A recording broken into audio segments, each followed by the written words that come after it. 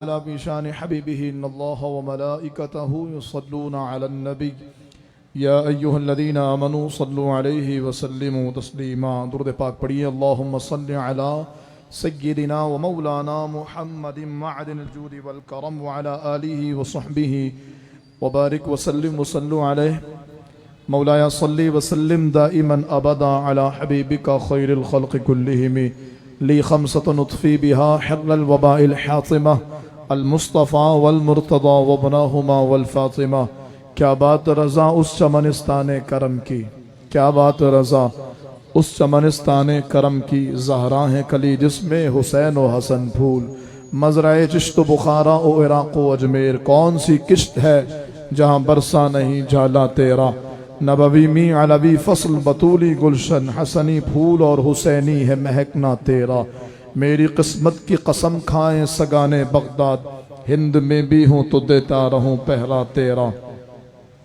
اللہ رب العالمین جل وعلا کی حمد و ثنا اور نبی کریم صاحب ست کریم باعث تخلیق ارض و سما حضور سرور انبیاء جناب احمد مجتبی محمد مصطفیٰ صلی اللہ علیہ وآلہ وسلم کے دربار گوہربار میں ہدیہ درود و سلام عرض کرنے کے بعد تمام تعریفیں اللہ جل وحدہ لا شریک کے لیے ہیں، جس نے ہمیں اور آپ کو رمضان شریف بھی دیا ہے، اور رمضان شریف میں یہ خوبصورت رات جو لیلۃ القدر کی اعتبار سے انتہائی اہم ہے، اور غالب گمان یہی ہے کہ آج ہی شب قدر ہو سکتی ہے، تو یقیناً اللہ تعالیٰ کا فضل ہے کہ اللہ رب العالمین نے ایک ایسی رات میں ہمیں کائنات میں دنیا میں موجود تمام جگہوں میں سب سے خوبصورت جگہ پر بیٹھ کر کے اس محفل میں شرکت کا موقع عطا فرمایا۔ اللہ تعالیٰ کا فضل ہے کہ اللہ رب العالمین نے ہمیں اس بات کا شعور دیا کہ شب قدر کی تلاش کریں۔ جناب شیخ ابو الحسن شاذلی رحمہ اللہ، جن کا حزب البحر شریف کا وظیفہ جو خود ڈائریکٹ بارگاہ مصطفیٰ صلی اللہ علیہ وآلہ وسلم سے قبلہ ابو الحسن شاذلی رحمہ اللہ کو عطا ہوا تھا، آپ کا وظیفہ ہمارے یہاں بھی پڑھا جاتا ہے۔ شیخ ابو الحسن شاذلی رحمہ اللہ فرماتے ہیں، میرا اپنا تجربہ یہ ہے کہ جب بھی رمضان المبارک کی پہلی تاریخ یعنی رمضان کا پہلا روزہ جمعرات کے دن ہوتا ہے، تو اس بار میں نے یہ دیکھا ہے کہ شب قدر اس بار 25ویں شب میں ہوتی ہے۔ تو اس اعتبار سے آج کی رات یعنی ان کا جو اپنا تجربہ ہے، اس اعتبار سے، ورنہ ہمیں تو حکم یہ ہے کہ ہم تلاش کریں، تو ظاہر ہے ہم حکم کو پورا کریں گے، لیکن قوی امکان یہی ہے کہ آج رات شب قدر ہو سکتی ہے۔ اللہ تعالی ہمیں اس بار کی بھی شب قدر سے حقیقی معنوں میں مستفیض فرمائے۔ اللہ تعالیٰ کا کرم ہے، اللہ رب العالمین نے ہمیں اور آپ کو مسلمان بنایا، یہ اس کا اتنا بڑا فضل ہے کہ اس فضل پر ہم اللہ تعالیٰ کا ساری زندگی بھی شکر ادا کریں تو شکر ادا نہ ہو، کیونکہ وہ بے نیاز ہے، اور ہم یہ جانتے ہیں کہ اگر وہ ہمیں کسی کافر کے گھر میں پیدا کرتا، خاکم بدہن اگر ہمارے ماں باپ کافر ہوتے، ہمارے آس پڑوس محلے دار رشتہ دار کافر ہوتے، کوئی کافروں کا ملک ہی ہوتا، تو یقیناً پھر ہم اللہ سے نہ سوال کر سکتے تھے، نہ اللہ سے پوچھ سکتے تھے، نہ اللہ تعالیٰ کی بارگاہ میں یہ کہہ سکتے اللہ مجھے یہاں کیوں پیدا کیا، یہاں کیوں نہیں کیا۔ رب کا فضل دیکھیے، ہمیں معلوم نہیں تھا کہ اللہ کی بارگاہ میں جو مقبول دین ہے وہ کیا ہے، اللہ نے بن مانگے ہمیں مسلمان بنایا، اور ہم پیدائشی مسلمان ہیں الحمدللہ، یہ اللہ کا فضل ہے۔ ہم نے جب آنکھ کھولی ہے تو سب سے پہلے ہمارے کانوں میں جو آواز گئی ہے وہ اللہ اکبر کی گئی ہے۔ یہ اللہ کی وہ نعمت ہے جو بن مانگے ملی ہے، اور ایسی نعمت ہے کہ جس نعمت کا کوئی جواب ہی نہیں ہے۔ پھر اس نعمت پر فضل در فضل، کرم در کرم، انعام در انعام یہ ہے کہ اللہ تعالیٰ نے ہمیں اپنے محبوب کا غلام بنایا، مصطفیٰ کریم صلی اللہ علیہ وآلہ وسلم کا امتی بنایا۔ کسی نے خوب کہا نا، فضل رب العلا، اور کیا چاہیے، مل گئے مصطفیٰ، اور کیا چاہیے، دامن مصطفیٰ جن کے ہاتھوں میں ہے ان کو روز جزا، اور کیا چاہیے، تم مل گئے تو دولت کونین مل گئی یا رسول اللہ، تم مل گئے تو دولت کونین مل گئی، اٹھتے نہیں ہیں ہاتھ میری اس دعا کے بعد۔ تو یقیناً اللہ کا فضل ہے، اللہ نے حضور دو عالم صلی اللہ علیہ وآلہ وسلم کا امتی ہمیں بنایا ہے۔ تو میں یہ بات کر رہا تھا کہ ایمان جیسی دولت اللہ نے ہمیں بن مانگے دی ہے۔ ہم نے اس دنیا کا وتیرہ اور اس دنیا کا مزاج یہ دیکھا کہ مال مفت دل بے رحم، جو چیز مفت میں ملتی ہے اس کی قدر نہیں ہوتی، جو چیز مفت میں ملتی ہے اس کی اہمیت نہیں ہوتی۔ میں آپ سے کیا عرض کروں، میرے ذہن میں اچانک یہ بات آ گئی تو آپ سے یہ ذکر کرنا مناسب سمجھتا ہوں۔ پچھلے دنوں ایک ویڈیو وائرل ہوئی ہے جو حرم پاک کی ہے، مکہ پاک کی۔ وہاں ایک کوئی عربی ہے یا کوئی دوسرے ملک کا شخص ہے، وہ قرآن پاک لوگوں کو تحفے میں دینے کے لیے آیا ہے، ایک باکس میں لے کر کے، گتے کا باکس ہے، اس میں لے کے وہ قرآن پاک دینے کے لیے آیا ہے۔ ہمارے لوگوں نے، ظاہر ہم سے مراد مسلمان ہی ہیں اور پاکستانیوں کی بڑی تعداد، یا اردو اسپیکنگ کہہ لیجیے، یا ایشیا میں رہنے والوں کی بڑی تعداد نظر آ رہی ہے، ہمارے لوگوں نے اس طرح سے قرآن پاک پر حملہ کیا ہے، اللہ اکبر۔ ہم وہاں روئیں گے جہاں قرآن پاک شہید کر دیا گیا، جہاں قرآن کریم جلا دیا گیا۔ جناب من، وہ جو قرآن شہید کیا کرنے والے ہیں نا، ان کے نزدیک قرآن پاک صرف ایک کتاب ہے۔ جیسے ہمارے ہاں میتھمیٹکس کی کوئی بک ہو، انگلش کی کوئی بک ہو، ہمارے نزدیک جسٹ لائک اے بک، بس اس سے زیادہ اور کچھ بھی نہیں ہے یہ تو۔ اور ہمارے نزدیک جیسے یہ کتاب ہے، ایسے ان کے نزدیک قرآن ہے۔ تو انہوں نے اگر قرآن کو شہید کیا تو ہمارے نزدیک تو بہت بڑا ظلم ہے، اور ہم ظاہر ہے اس پر جو کر سکتے ہیں وہ کریں گے، لیکن انہوں نے جو کیا ان کے نزدیک تو مقدس ہے ہی نہیں۔ لیکن جو مسلمان کر رہے ہیں اس وقت قرآن کریم کو لینے کے لیے، اللہ اکبر، جتنے موجود ہیں، مجھے یقین ہے کسی کے گھر میں ایسا نہیں ہوگا کہ قرآن نہیں ہو۔ ایسے حملہ کیا انہوں نے قرآن پاک پر کہ قرآن کریم پیروں میں آ گیا۔ ایک نہیں کئی قرآن کریم زمین پر گرے ہوئے، اللہ اکبر کبیرہ۔ اور پھر وہاں ایک شاید کوئی پٹھان تھا یا کوئی دوسرا بندہ اردو اسپیکنگ، اس نے آگے یوں پکڑا باکس کو اور لوگوں چیخ کے کہہ رہا قرآن ہے، قرآن ہے، اللہ کا واسطہ قرآن ہے۔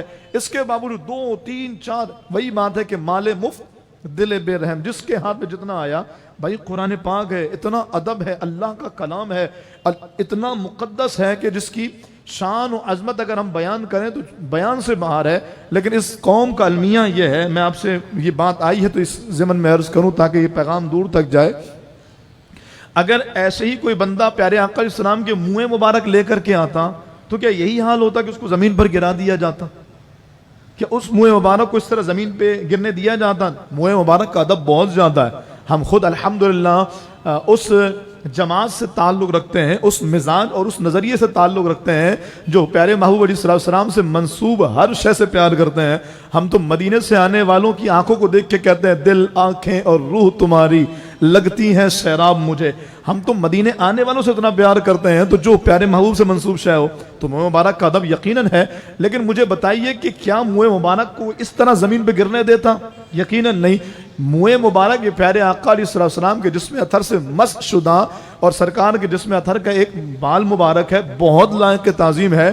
لیکن قرآن یہ رب کا کلام ہے، قرآن کریم یہ کلام اللہ ہے، یہ قدیم ہے، ہمیشہ سے ہے، ہمیشہ رہے گا۔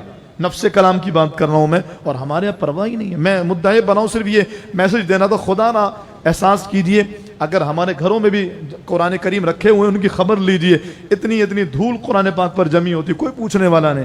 مسجدوں میں بندے کے مرنے کے بعد لا کے قرآن رکھ رہے ہیں بس، اور قرآن پاک کی حفاظت کا کوئی انتظام نہیں ہے۔ آپ جا کے مسجدوں کے شلت دیکھیے گا، وہاں قرآن کریم کا اس قدر برا حال ہے کہ قرآن کریم ایسا لگتا ہے کہ کسی اللہ نہ کرے معاذ اللہ یہ کوئی ردی کا ٹکڑا پڑا ہوا ہے جس کو یوں ٹھونس کر کے رکھ دیا گیا شیلف کے اندر۔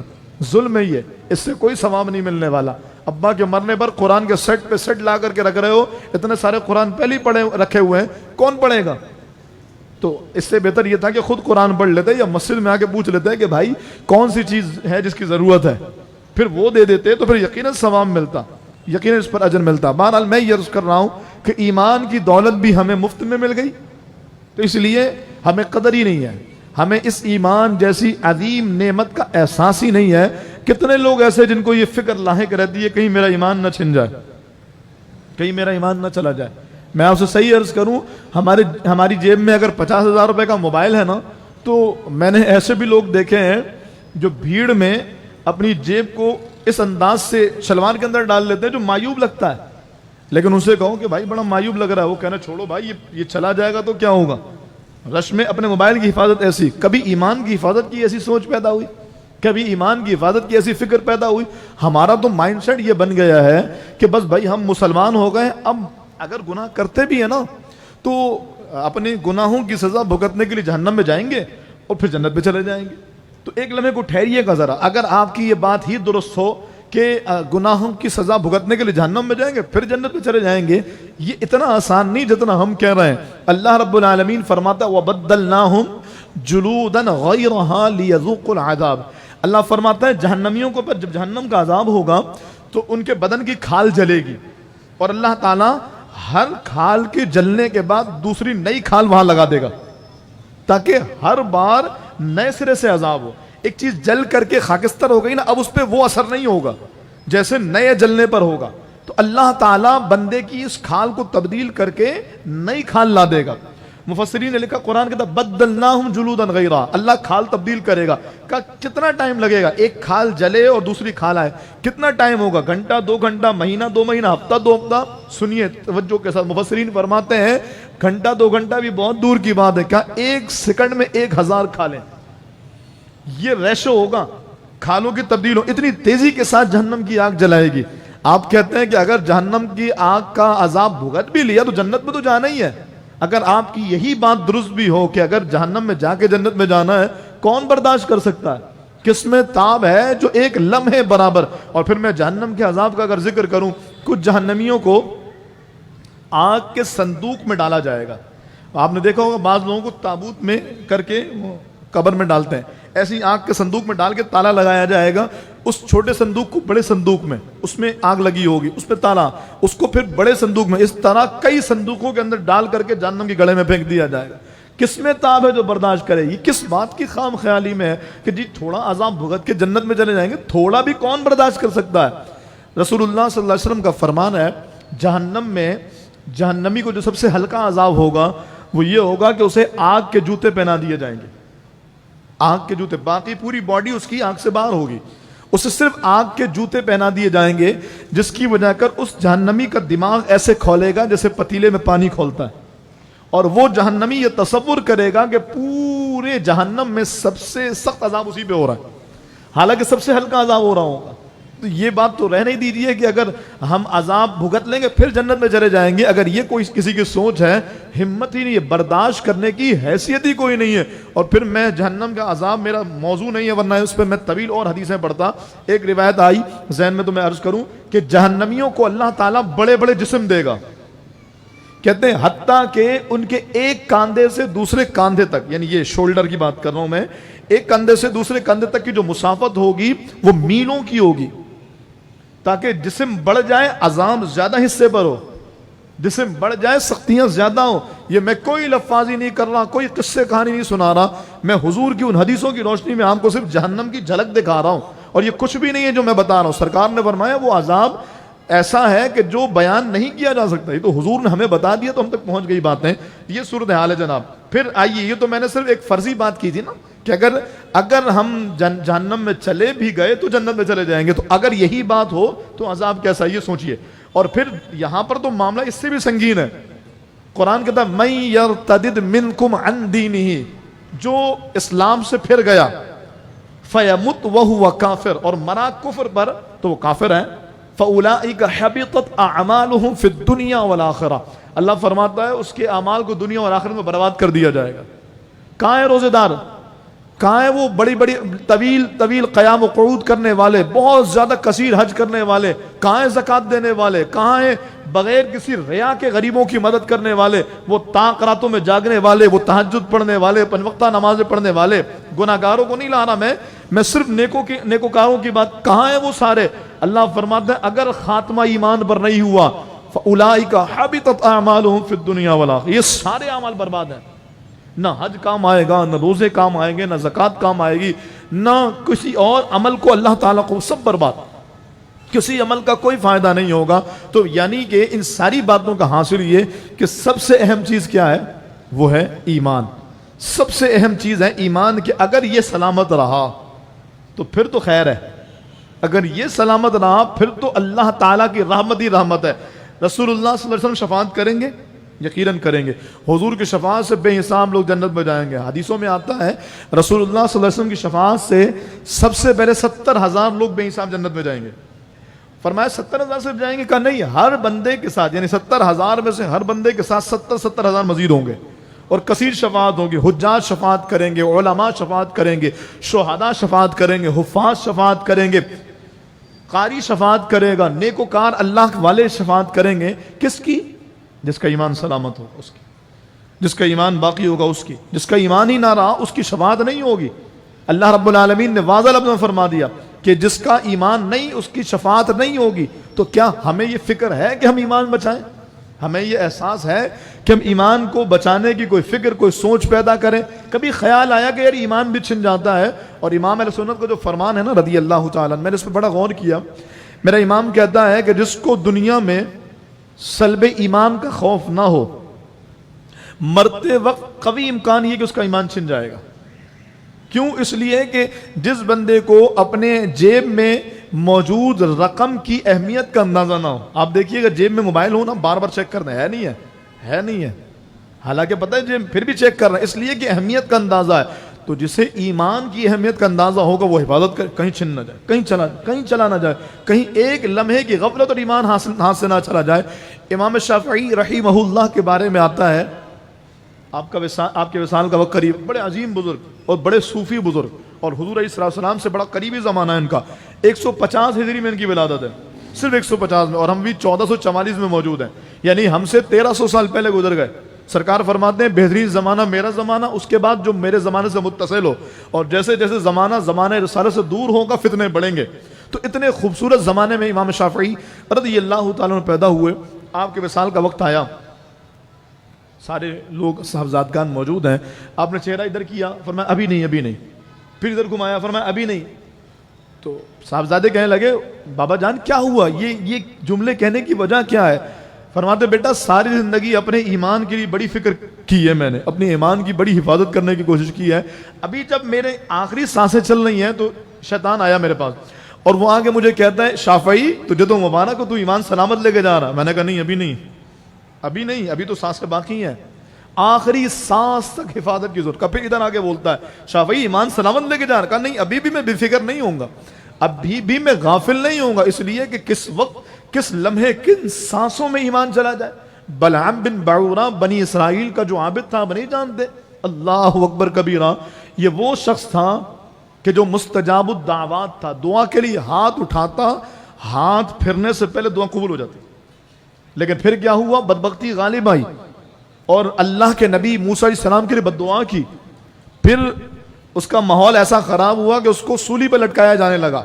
اچھا، سولی پر لٹکنے کے لیے قریب آ گیا کہ اب پھندا گلے میں ہے، شیطان آ جاتا ہے، کہتا ہے بلعام اگر تو میری بات مان لے تجھے بچا لوں گا۔ اب مرتا کیا نہ کر، کہا بول کیا کرنا ہے؟ کہا تو ایمان سے انکار کر دے، تو کہہ دے کہ میں نے کفر اختیار کیا، معاذ اللہ، تو کہے میں اللہ کے نبی کا دین چھوڑتا ہوں، معاذ اللہ، میں تجھے بچا لوں گا۔ کہتے ہیں اس نے یہ جملے دہرائے اور اس کو سزائے موت ہو گئی۔ شیطان چلا گیا، ایمان بھی چلا گیا۔ اب کہا جاتا ہے قیامت کے دن بلعام بن بعورہ کو اصحاب کہف کا جو کتا تھا اس کی شکل کا بنا کے جہنم میں پھینکا جائے گا، اور اصحاب کہف کے کتے کو بلعام بن بعورہ کی صورت میں جنت میں ڈالا جائے گا۔ تو یہ ہے صورتحال کہ ایمان کی حفاظت پر اگر کوئی توجہ نہ کرے تو ایمان چھن جاتا ہے، ایمان چلا جاتا ہے۔ راتوں کی عبادت کرنے والوں، شب قدر کی تلاش کرنے والوں، یہ کسی کام کا نہیں ہوگا اگر ایمان نہ سلامت رہا، اگر ایمان کی حفاظت نہیں ہوئی۔ اور ہمارے ہاں اس بات کا تو شعور ہی نہیں ہے کہ ایمان سلامت رکھنے کی کوشش کی جائے، اس بات کا احساس ہی نہیں ہے کہ میرا ایمان سلامت رہے، میں بھی اس بات کی فکر کروں۔ ہم نے اپنے اکابرین کو دیکھا، اپنے بزرگوں کو دیکھا کہ ان کے اندر ایمان کی سلامتی اور ایمان کی حفاظت کا کس قدر جذبہ تھا۔ چنانچہ جناب سفیان ثوری رضی اللہ تعالیٰ عنہ، بہت بڑے محدث، بڑے عظیم بزرگ، اور آپ ان کے بارے میں اکثر سنتے رہتے ہوں گے۔ سفیان ثوری رحمہ اللہ کے بارے میں آتا ہے کہ ایک شخص ایک دن یہ سوچ کر حضرت سفیان ثوری کی خدمت میں آیا کہ میں ان کے ساتھ بیٹھوں گا اور دیکھوں گا یہ شب بیداری کیسے کرتے ہیں، یہ راتوں کا قیام کیسے کرتے ہیں، یہ راتوں کی عبادت کیسے کرتے ہیں۔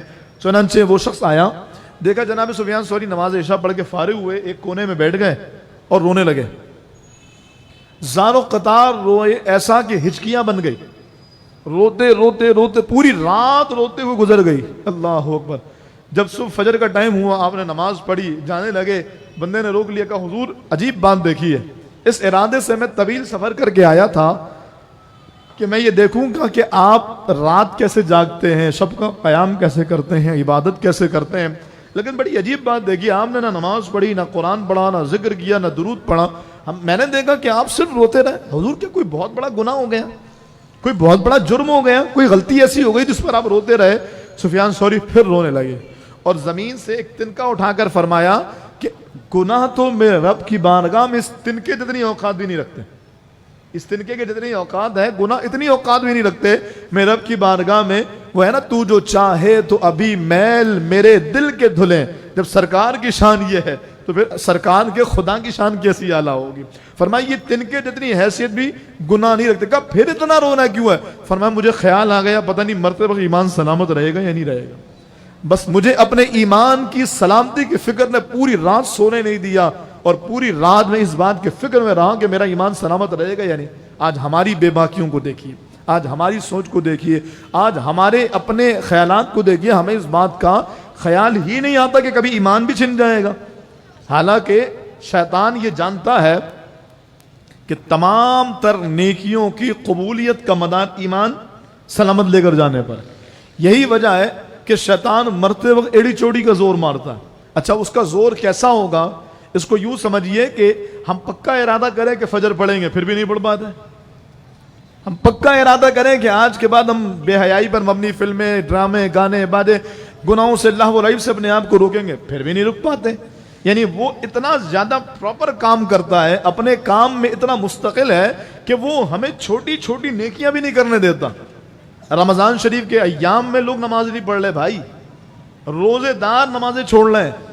فجر کی نماز میں نمازیوں کی تعداد کم ہو گئی ہے اس لیے کہ رمضان زیادہ گزر گیا, دن زیادہ گزر گئے, سحری کر کے نیچے کون اترے نماز پڑھنے آئے, تھکاوٹ ہے, گھر میں پڑھ کے سو گئے. اچھا پھر یہ بھی خوش نصیبی ہے کہ گھر میں پڑھ کے سو جائے, پڑھتے کتنے یہ بھی ایک الگ سوال ہے. مغرب کی نماز میں افطار کرنے میں ہی گھر میں نماز نمٹا دی اور نماز پڑھ لی. تراویح پڑھنے کتنے لوگ آتے ہیں, کتنے ایسے جنہوں نے ابھی تک باقاعدگی سے تراویح پڑھی ہے.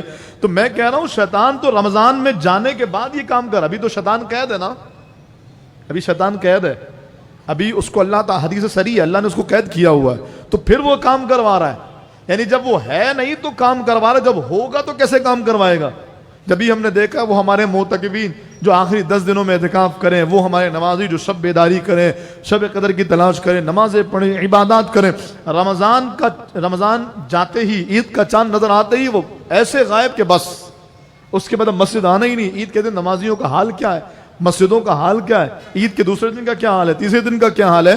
تو یہ اس کے آنے کے بعد کا اثر ہوتا ہے جب وہ آ جاتا ہے. اب دنیا میں اس کا حملہ ایسا ہے, اب اندازہ کیجئے کہ نزا کے وقت وہ کیسے حملے کرتا ہوگا, نزا کے وقت اس کے حملوں کا جو لیول ہے وہ کیا ہوتا ہوگا. ایک روایت کا مفہوم ہے, کسی بزرگ کے پاس شیطان آیا. اللہ والے شیطان سے ہم کلام ہوا کرتے تھے اور کئی بار اس سے جو فائدے والی چیز ملتی تھی اس کو لے لیا کرتے تھے. دیکھا کہ شیطان کے پاس پانی کی بوتل ہے. جب بعض لوگوں نے اس کو حدیث پاک بھی فرمایا, لیکن میں احتیاطاً یہ کہہ رہا ہوں کسی بزرگ کے پاس آئے تو آیا شیطان آ کے کہتا ہے, انہوں نے پوچھا یہ کیا تیرے ہاتھ میں, انہوں نے کہا حضور یہ پانی کی بوتل ہے جس کے ذریعے میں امتی مصطفیٰ کا ایمان خریدتا ہوں. کا بات سمجھ میں نہیں ہے, کیا وجہ ہے, کیا صورت ہے.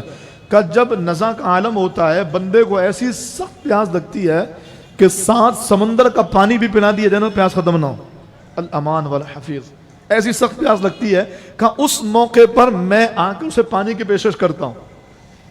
ایمان دے پانی لے, یہ پیشکش ہے, یہ آفر ہے. اللہ اکبر کبیرہ. آپ اندازہ کیجئے ہمارے ہاں تو لوگ جرمنی کا ویزا لینے کے لیے اور باہر ملک کی نیشنلٹی لینے کے لیے اپنے آپ کو منکر ختم نبوت قادیانی تک لکھوا دیتے ہیں. لوگ کافر تک کہہ لیتے ہیں اپنے. یار کہنے میں کیا, فارم بھرنے میں ایک ٹک تو لگانا ہے. یہاں تو کیفیت یہ ہے کہ 3000 5000 روپے کے راشن کے لیے لوگ جھوٹ بول دیتے ہیں. سید بولے گا غیر سید بولے گا میں سید, جہاں پر جیسا ماحول ویسا بول دیں. یعنی ہم چند روپوں کی خاطر اتنے زیادہ جھوٹ کے عادی ہو گئے ہیں. تو اس موقع پہ کیا ہوگا جب آخری سانسیں ہیں. اچھا بندے کو نہیں پتا آخری سانسیں, ہمارے یہاں جو یہ مشہور ہے نا کہ بندے کو آگہی ہو جاتی ہے, بالکل آگہی نہیں ہوتی جناب, نہیں ہوتی آگہی. اگر آگہی ہو جائے تو نمازی نہ بن جائے. اذا جاء اجلهم لا يستأخرون ساعة ولا يستقدمون. اللہ فرماتا ہے جب موت آتی ہے نہ ایک آن پہلے نہ بعد, جہاں پر جب لکھی اسی وقت آئے گی اور بندے کو معلوم بھی نہیں ہو. یعنی مرنے والے کو مرنے سے چند سیکنڈ پہلے بھی نہیں پتا ہوتا مرنے والا ہے. جب وہ فرشتوں کو دیکھتا ہے جو اس کے ارد گرد آ کر بیٹھ کے روح نکالنے کی تیاری کرتے ہیں, اس وقت اسے پتہ لگتا ہے اچھا یہ تھی وہ زندگی جس کو میں دنیا داری میں گزارتا آیا اور اب میرا مقدر یہ، اور کہتے ہیں اس وقت کی توبہ بھی قابل قبول نہیں ہے۔ جب بندہ فرشتوں کو دیکھ لے، ملک الموت کو دیکھ لے، یہ غرغرہ بولنے لگے، اس وقت کی توبہ قبول نہیں ہے، توبہ اس سے پہلے پہلے۔ تو بندے کو پتہ ہی، یہ ہمارے یہاں غلط بات ہے کہ آ گئی ہو گئی، یار جانے والا کہہ رہا تھا بس میں جانے والا، تو وہ تو میں بھی کہوں بس یار وقت بہت کم رہ گیا، اب کل کو میں مر جاؤں تو کہیں یار دیکھو 25ویں شب میں بول رہا تھا میں جانے والا ہوں۔ او بھائی یہ بندہ ویسے ہی یہ جملے کہتا ہے، یار بس تیاری کرنی ہے، بس وقت ہو چلا ہے، بس آخری لمحات ہیں، یہ بندہ ویسے ہی بولتا ہے۔ عاجزی کے الفاظ بھی ہوتے ہیں، کبھی ایسا بھی ہوتا ہے کہ اس کے بعد وقت آ جاتا ہے تو بندہ چلا جاتا ہے۔ تو ایسا نہیں ہوتا کہ مرنے والے کو آگہی ہو جائے۔ آپ بتائیے اگر آپ کو بھی پتہ لگ جائے کہ اللہ نہ کرے آپ میں سے کوئی چند دنوں میں مرنے والا ہے تو پھر کیا ہوگا؟ نیکیاں، عبادات اور تقوی کا عالم کیا ہوگا؟ تو جب مرنے والے کو اگر آگہی ہو جاتی ہے تو کیوں نیک نہیں بنتا؟ کیوں مرنے سے پہلے بھی نمازیں چھوڑتا رہتا ہے؟ کیوں مرنے سے پہلے بھی گالیاں دیتا رہتا ہے، گانے باجے، فلمیں، ڈرامے، لہو و لعب میں پڑا رہتا ہے؟ تو کہنے کا مقصد یہ ہے کہ آگہی بالکل نہیں ہوتی۔ وہ پانی کی بوتل لے کر کے آتا ہے، کہتا پیشکش کرتا ہوں پانی لو ایمان دو، کا پھر کیا ہوتا ہے؟ کا ایک تعداد ایسی ہے جو اپنا ایمان بیچ دیتی ہے، جو اپنے ایمان کا سودا کر دیتی ہے۔ پھر کیا ہوتا ہے؟ کا پھر یہ ہوتا ہے کہ میں نہ اس کو پانی دیتا ہوں نہ اس کے پاس ایمان رہتا ہے۔ وہ بزرگ اتنا روئے کہ داڑھی تر ہو گئی کہ کیا حال ہے، ہم اپنا ایمان کیسے بچائیں گے، ہم اپنے ایمان کی حفاظت کیسے کریں گے؟ تو وہ فرمان یاد آیا کہ جب شیطان اپنا وار کرتا ہے تو اللہ تعالیٰ اپنے بندوں کی مدد فرماتا ہے، لیکن وہ مدد کب ہوگی؟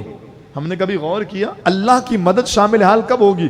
فقیہ ابو اللہ سمرقندی کی روایت نقل فرماتے ہیں، آپ فرماتے ہیں کہ اللہ رب العالمین جب کوئی بندہ ایک نماز بھی جان بوجھ کے چھوڑتا ہے تو اللہ تعالیٰ کی رحمت اس بندے سے دور چلی جاتی ہے۔ تو ہم جو موت کے وقت اللہ کی رحمت کے امیدوار ہیں، وہ رحمت تو رہی نہیں، وہ تو حاصل ہی نہیں ہوئی۔ تو ہم کس خام خیالی میں، کس چیز کو سوچ کر کے ہم بے فکر ہیں، کس بات کو ذہن میں رکھ کر کے ہمیں خیال ہی نہیں ہے۔ اور پھر میں آپ سے عرض کروں، ایک طرف تو ہمیں فکر نہیں ہے نا، ایک طرف ہمیں خیال نہیں ہے، اور دوسری طرف المیہ یہ ہے جب فکر نہیں ہے تو پھر ایمان کی حفاظت کرنے کا اہتمام بھی نہیں ہے۔ میرا یہ موبائل ہے، میں پروٹیکٹر لگاؤں، میں بیک کور لگاؤں، یہ کروں، کیوں بھائی؟ مجھے خیال ہو کہ کہیں اسکرین نہ ٹوٹ جائے۔ جب مجھے پتہ ہے یہ قیمتی چیز ہے تو میں اس کا خیال رکھوں گا۔ جب مجھے پتہ ہی نہیں ہے، کسی کو پتہ ہی نہیں ہے کہ ایمان کتنا قیمتی، تو خیال کیسے رکھے گا؟ پھر یہ یاد رکھیے کہ ایمان چھننے کی وجوہات ہوتی ہیں، ویسے ایمان نہیں چھن جاتا، بلا وجہ میں ایمان نہیں چلا جاتا۔ ایمان چھننے کی وجوہات کیا وجوہات ہیں؟ میں آپ سے عرض کروں، اللہ اکبر کبیرہ، میں صرف نیکوکاروں سے مخاطب ہوں، جو گناہگار ہیں ان کو تو رہنے دیجئے، جو متقی پرہیزگار ہیں ان کی بات کرو، ان کا ایمان کتنے خطرے میں ہے، تو جو گناہگار ہیں ان کے ایمان کی کیا بات کی جائے؟ اللہ اکبر۔ وہ ایک بزرگ رحمہ اللہ فرماتے ہیں کہ ایک مرتبہ میں طواف کعبہ کر رہا تھا تو دیکھا کہ ایک بندہ طواف کعبہ میں مشغول ہے اور ہر پھیرے میں بس ایک دعا مانگتا ہے، یا اللہ میرا ایمان سلامت رکھنا، یا اللہ میرا ایمان سلامت، یا اللہ میرا ایمان سلامت۔ کہا مجھے بڑا تعجب ہوا، اتنے مقدس مقام پر آیا ہے اور اتنی مقدس جگہ ہے، مستجاب ہے، اتنی مقدس جگہ پر کوئی بھی دعا مانگے قبول ہوگی، صرف ایک ہی دعا کیوں مانگ؟ کہا مجھے تعجب ہوا کہ وہ 7 پھیروں میں یہی دعا مانگ رہا ہے۔ کہتے ہیں کہ میں جب اس نے طواف مکمل کیا، صفا مروہ کی طرف بڑھنے لگا تو میں اس کے پاس گیا، میں نے کہا بھائی ایک بات بتاؤ گے؟ اس نے کہا کیا؟ کہا میں نے تجھے دیکھا ہے تم صرف طواف کے دوران ایک ہی دعا مانگ رہے تھے، میرا ایمان سلامت، یا اللہ میرا ایمان سلامت، مولا میرا ایمان نہ چھن جائے، میں اپنے ایمان کو کی سلامتی کی دعا کرتا ہوں۔ تو وہ شخص جب یہ سنتا ہے تو رونے لگ جاتا، زار و قطان روتا ہے اور کہنے لگا بھائی کیا بتاؤں، میرے 2 بھائی تھے، بڑا بھائی مسجد میں امامت کرتا تھا، فی سبیل اللہ اذانیں دیتا تھا، بچوں کو قرآن پڑھاتا تھا، بڑا متقی اور پرہیزگار تھا۔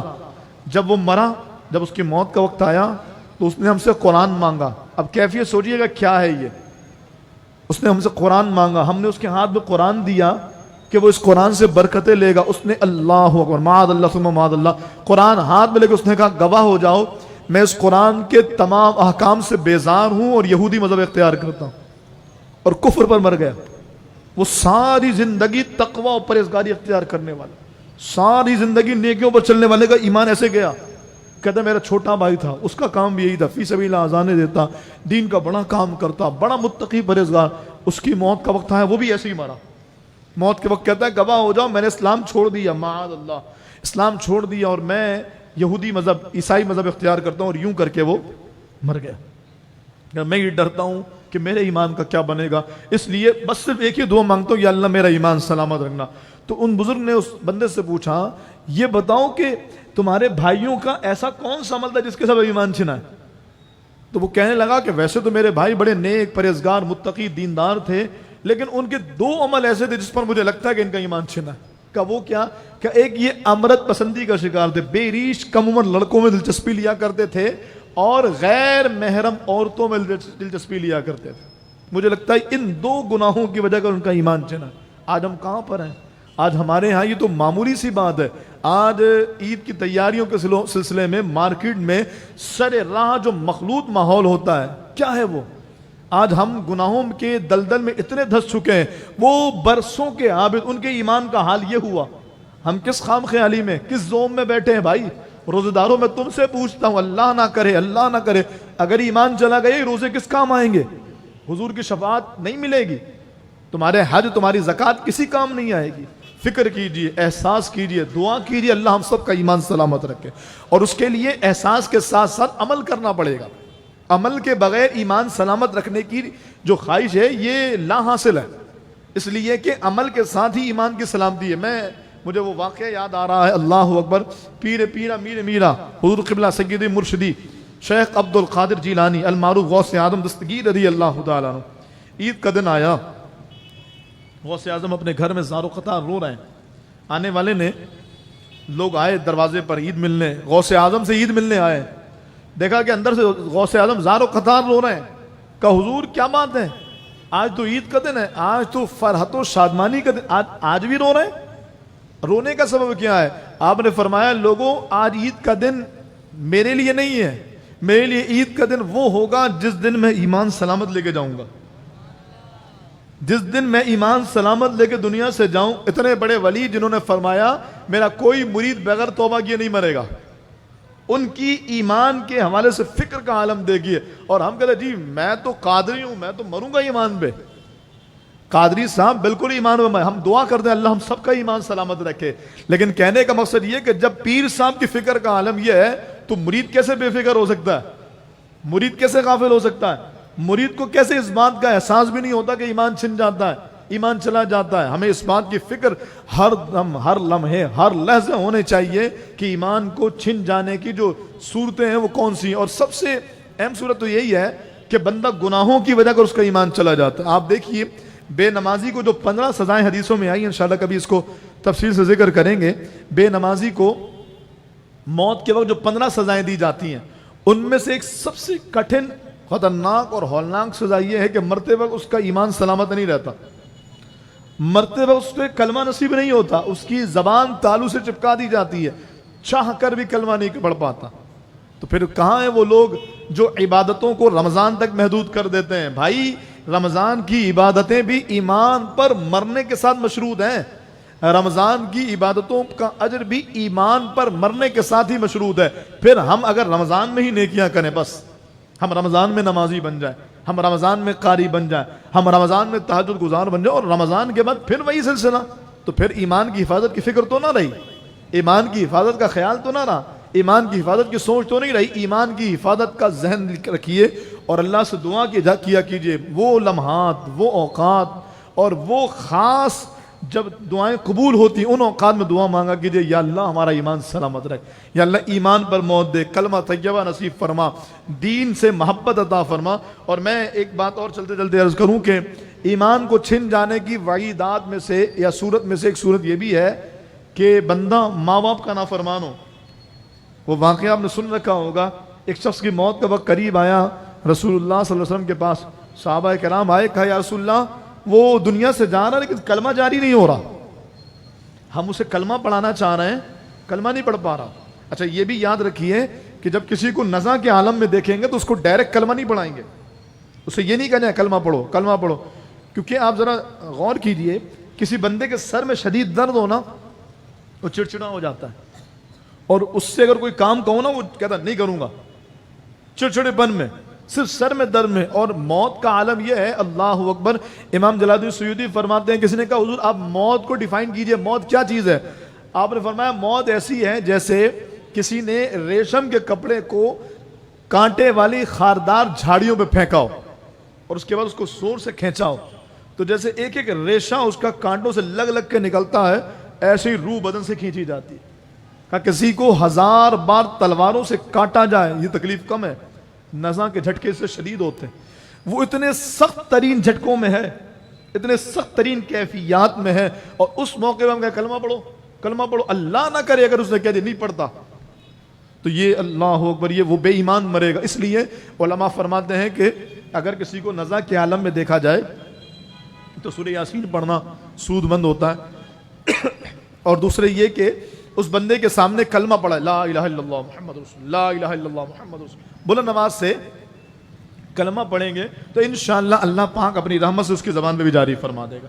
یہ چھوٹی چھوٹی باتیں سیکھیے، یہ علم کی باتیں ہیں، علم کی مجلس ہے، اس میں صرف ہم وقت گزارنے کے لیے، شب بیداری کے لیے نہیں آ رہے، بلکہ کچھ ایسا لے کر کے جائیں جو ہمیں بعد کی زندگی میں بھی فائدہ مند ہو اور عمل کا جذبہ پیدا ہو۔ علم دین سیکھنا کتنا ضروری ہے، دیکھیں ایک چھوٹی سی بات تھی لیکن ایک بندے کا پوری زندگی کے اعمال کی قبولیت کا مدار اس بات پر ہے کہ ہم نے اس کو کہا کلمہ پڑھو، سے کہا نہیں پڑھ رہا، اس کی تو ساری عبادتیں گئی نا، اس کی تو نیکیاں برباد ہو گئی نا۔ کون چاہے گا کوئی بے ایمان مرے؟ کون چاہے گا اس کا رشتہ دار ایمان پر نہ مرے؟ تو اس لیے یہ علم سیکھنا ضروری ہے۔ ابھی ہمارے ایک بھائی آئے، انہوں نے ایک مسئلہ پوچھا، یہ اس موضوع سے متعلق نہیں ہے لیکن چونکہ علم کی محفل ہے اس لیے میں عرض کر رہا ہوں۔ تو انہوں نے ایک مسئلہ پوچھا، وہ جو بچوں کی ولادت کا معاملہ ہوتا ہے، تو ولادت کے بعد ہمارے معاشرے میں یہ سوچ ہے کہ 40 دن تک جو خاتون ہیں وہ نہ نماز پڑھیں گی نہ روزہ رکھیں گی، اور انہیں جیسے اچھوت تصور کیا جاتا ہے، ناپاک تصور کیا جاتا ہے، اور ہر طرح کے کاموں سے انہیں دور رکھا جاتا ہے، برتن الگ، بستر الگ، کھانا پینا الگ۔ جبکہ شریعت کا حکم سنیے کیا ہے۔ عورت کے ان معاملات کے بعد میں بہت محتاط ہو کر کے، اور کوشش کروں گا کہ انشاءاللہ حیا کے معاملات کو بالکل پیش نظر رکھوں، ان معاملات کے بعد شریعت مطہرہ کا حکم یہ ہے کہ بسا اوقات بچے کی ولادت کے کچھ لمحوں کے بعد ہی جو خاتون ہیں ان کی پاکی کا معاملہ ہو جاتا ہے۔ کچھ لمحوں کے بعد میں کہہ رہا ہوں، یعنی اگر ظہر میں ولادت ہوئی ہے تو کئی بار ایسا ہوتا ہے کہ عصر سے پہلے پہلے پاکی ہو گئی، تو اب عورت پر لازم ہوگا کہ وہ اس دن کی عصر کی نماز پڑھے۔ ہمارے ہاں 40 دن تک اس کو کیا نماز نہیں پڑھنی ہے، روزے نہیں رکھنے، سائڈ لگ جاؤ، حالانکہ یہ معاملہ چند لمحوں میں بھی ختم ہو سکتا ہے، چند گھنٹوں میں بھی ختم ہو سکتا ہے، چند دنوں میں بھی ختم ہو سکتا ہے۔ اس کی زیادہ سے زیادہ مدت 40 دن ہے۔ کیا ایسا بھی ہو سکتا ہے کہ 40 دن تک ختم ہو، 40 دن سے پہلے نہ ہو؟ تو اگر کسی کا ایسا ہے تو وہ تو ظاہر ہے ناپاکی کے معاملات ہیں، وہ نماز روزے سے اوائڈ کریں گے نہیں، لیکن اگر کوئی پاک ہو جاتا ہے تو اس پر لازم ہے کہ نماز بھی شروع کریں، روزے میں دیکھ لے کہ اگر بچے کو فیڈ کرانے میں کچھ مسائل ہوتے ہیں، عالم سے مشورہ کر لے تو پھر اس کو اجازت مل جائے گی، لیکن نماز تو ہر حال میں ضروری ہے، نماز پڑھیں گے۔ بھائی نے مسئلہ پوچھا تھا، انہوں نے کہا کہ 40 دن ہو گئے ہیں تو اب جو روزے ہیں تو ان کا فدیہ، انہوں نے اس تناظر میں پوچھا تھا کہ فدیہ ادا کرنا ہے کہ روزے رکھنا ہے، تو میں نے ان سے عرض کی کہ معاملات پاکی کے 40 دن تک تھوڑی ہوتے، چند لمحوں میں ہو جاتے ہیں، تو بڑے حیران ہوئے۔ اچھا، ناپاکی کے دنوں میں نمازیں معاف ہیں، روزوں کی قضا ہے، لیکن اگر کوئی پاک ہو گئی اور اس کے بعد وہ نمازیں نہیں پڑھ رہی تو اب تو اس کی قضا بھی ہوگی اور روزے بھی رکھنے پڑیں گے۔ تو اس حوالے سے چھوٹی چھوٹی باتیں ہیں لیکن انتہائی اہم ہے، انتہائی اہم ہے۔ پھر میں اسی ضمن میں علم دین کی محفل کے توسط سے ایک جملہ اور آپ سے کہتا ہوں آگے بڑھ جاؤں، مگر اس پر تو پوری گفتگو ہونی چاہیے کہ ابھی دیکھیں ہمارا ماحول بنا یار ایمان کی حفاظت، ایمان کی حفاظت، ایمان کی ذہن بن گیا، باہر گئے دوبارہ خرمستیوں میں لگ گئے، دوبارہ گانے باجے، دوبارہ لہو و لعب، دوبارہ بدنگاہی، دوبارہ عورتوں سے اختلاط، دوبارہ میل جول، سب کچھ ویسے ہی ہو گیا۔ وجہ کیا ہے؟ اس کی وجہ دل کا مردہ ہونا ہے۔ انشاءاللہ کوشش کریں گے ایک ٹاپک اس پر بھی رکھے، دل مردہ کن وجوہات کی بنا پر ہوتا ہے۔ ایک وجہ جس سے دل مردہ ہوتا ہے اور وہ ہمارے معاشرے میں عام ہے، بلکہ ہمارے معاشرے میں اس عمل سے دل مردہ ہوتا ہے اور ہمارے ہاں لوگ اس کو تبرک سمجھ کر کے کرتے ہیں۔ کیا؟ کسی بندے کے انتقال پر میت کا کھانا کھانا، تیجے کا کھانا کھانا، یہ بھائی یہ میت کا کھانا ہے۔ اعلیٰ حضرت نے صراحت فرمائی ہے میت کا کھانا کھانے سے دل مردہ ہوتا ہے، اور دل مردہ ہونے کا سب سے بڑا نقصان یہ ہوتا ہے حق بات اثر نہیں کرتی۔ بندہ ابھی سمجھے گا باہر جا کے بدک جائے گا، ابھی سمجھے گا باہر جا کر کے دوبارہ سے عمل کو اور دوبارہ سے نیکیوں کو اور دوبارہ سے ان سارے اعمال کو چھوڑ دے گا۔ تو فرمایا کہ اس لیے ضروری ہے، اس بات کی ضرورت ہے، اس بات کی کہ ہم اپنے دل کو مردہ ہونے سے بچائیں۔ اب آپ دیکھیے ہمارے ایسا ہوتا ہے یا نہیں ہوتا کہ، بلکہ میں نے کئی بار اس کو دیکھا ہے کہ جب کسی کا انتقال ہو گیا، اچھا جنازے کے بعد لوگ گھر پر آئے تو وہ کہیں جلیبیاں ہوتی ہیں، کہیں ڈبل روٹیاں ہوتی ہیں، کہیں کچھ۔ تو اگر منع کرو نہیں بھائی میں نہیں کھاؤں گا، ارے تبرک ہے، تبرک سمجھ کے کھا، ایک گھونٹ پی لیجئے، او بھائی یہ تبرک کہاں سے آ گیا؟ یہ تو دل کو مردہ کر رہا ہے۔ یہ جو آج معاشرے کی بے راہ روی ہے، کہیں ایسا تو نہیں کہ میت کا کھانا کھانے سے ساری قوم کا دل مردہ ہو گیا؟ یعنی گھر میں میت ہوئی ہے، پورے محلے میں چولہا نہیں جلے گا، پورے محلے کا کھانا بند۔ کیوں بھائی؟ میت کے گھر پہ کھانا، جس کا باپ مرا ہے وہ لوگوں کو شربت پلا رہا ہے۔ ایک میرا دوست میرے پاس آیا، وہ کہنے لگا شاہ جی میرے والد کا انتقال ہوا اور میں لوگوں کو مٹھائیاں بانٹ رہا ہوں۔ کیسی ریت ہے ہمارے معاشرے کی، کیسی رسم ہے ہمارے معاشرے کی۔ اچھا جن کے گھر میں کھانا، جن کے گھر میں میت ہوئی ہے، ان کے گھر میں چولہا جلانے کے وجہ سے بھی بھائی مرنے والے کے گھر میں 3 دن تک چولہا نہیں جلے گا، کوئی ایسی روایت نہیں ہے، فضول باتیں۔ ہاں یہ ضرور ہے کہ جہاں سوگ ہوتا ہے کہ ان کو کھانے کا احساس تو نہیں ہوگا نا۔ رسول اللہ صلی اللہ علیہ وسلم کی سنت ہے، ہمارے معاشرے نے کیسے سنت کو بدل دیا۔ حضور کی سنت یہ ہے، جب جناب جعفر طیار شہید ہوئے، میرے محبوب علیہ السلام گھر تشریف لائے، ماں سیدہ عائشہ صدیقہ رضی اللہ تعالیٰ عنہ سے کہا کھانا بناؤ۔